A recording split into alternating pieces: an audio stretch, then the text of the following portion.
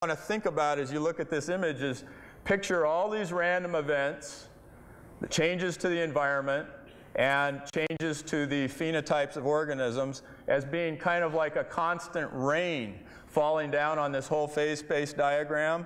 And just as rain would be channeled down into the channel or the valley and flow along, in a similar way, you see how natural selection, which is anything but random, channels the mutations very efficiently through phase space. Once in a while you have a few organisms, see a few dots up here in the valleys, the foothills. They're just barely making it up there. They're not very well adapted. They don't survive very well. And up here in the taller mountains, nothing makes it up there.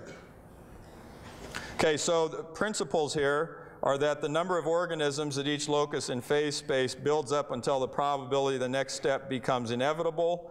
There's the principle that one step leads to another. By many small steps you can climb a mountain, and by many small steps a dramatic change in organisms can occur over evolutionary time. Notice that evolution leaves behind what I call a trail of ancestors. See, look at that trail of all the ancestors that are still there, still beautifully adapted to their respective environments. In my class, someone always asked me, Dr. Rainbow, if humans have evolved from apes, they always think humans have evolved from apes, which they haven't. We've evolved from ape-like creatures. But they say, if humans have evolved from apes, why are there still apes in Africa? I always get that question every semester. And you should be able to easily see now that that's an exceedingly silly question. That's no different than asking, why are there still fish 5 miles below the surface of the ocean? What's the answer? Because they're beautifully adapted to their environment.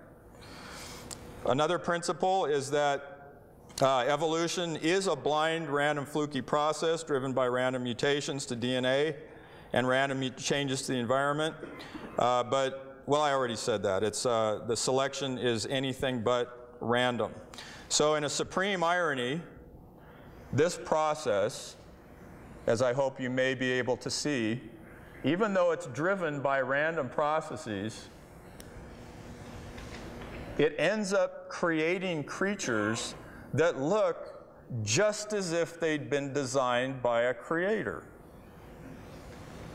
Which they really have, haven't they? Because it's the creator who dictated Le Chatelier's principle, and Coulomb's law, and Newton's second law, and the Schrödinger equation, and all the laws that govern how the atoms and molecules self-assemble. So God still gets all the credit for this. In fact, he's an even more awesome God.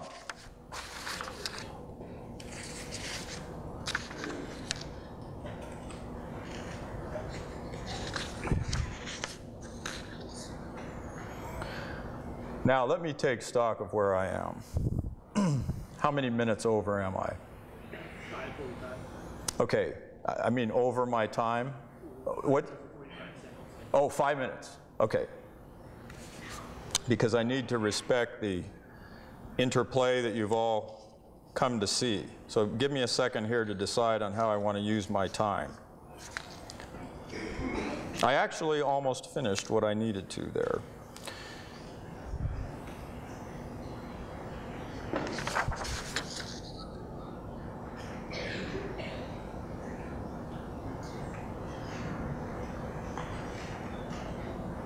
Okay, what I'm going to do is simply make one last titanically important point about evolution. Now, what is it that you're all wondering the most about? This all makes a lot of sense. We know that this happens. Creationists freely admit that evolution takes place. They would say, however, that only microevolution can take place. I have no doubt at all that Dr. Hovind would agree with the fundamental essence of this picture, but he would say that you can only get small changes to organisms, like changing one insect into a different color or something like that. That's called microevolution.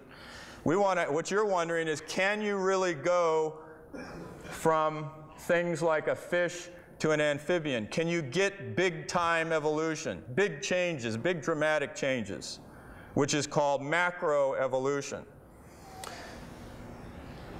And what I'm going to do here is try to explain the results of the field that I at least like to think of as my specialty, and which is called EVO-DEVO, or Evolutionary Developmental Biology.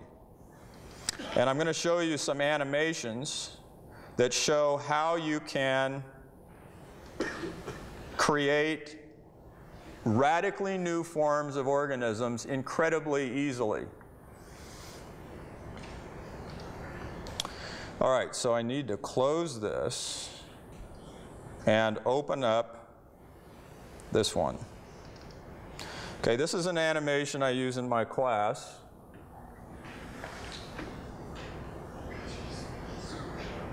Oh, let's see, did that open? No. Okay. I got too many things to hold here. Put it on the whole screen.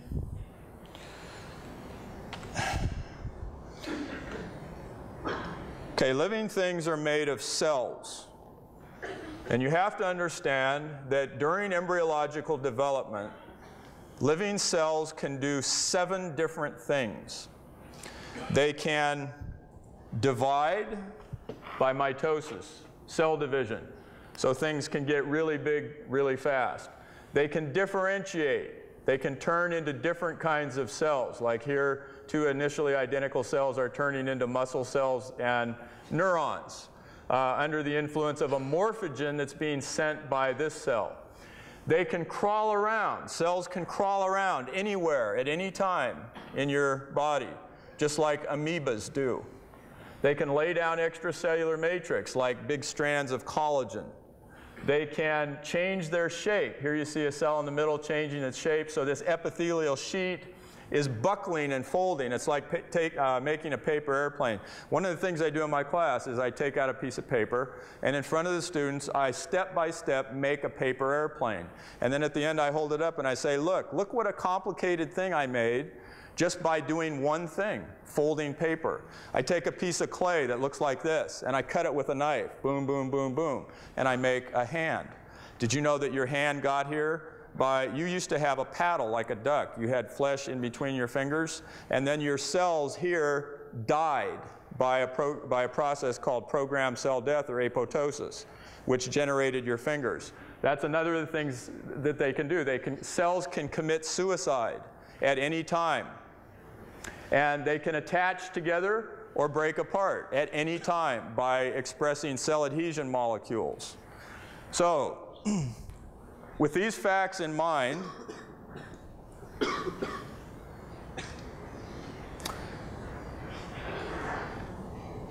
we go to another animation, which I call infinite outcomes animation.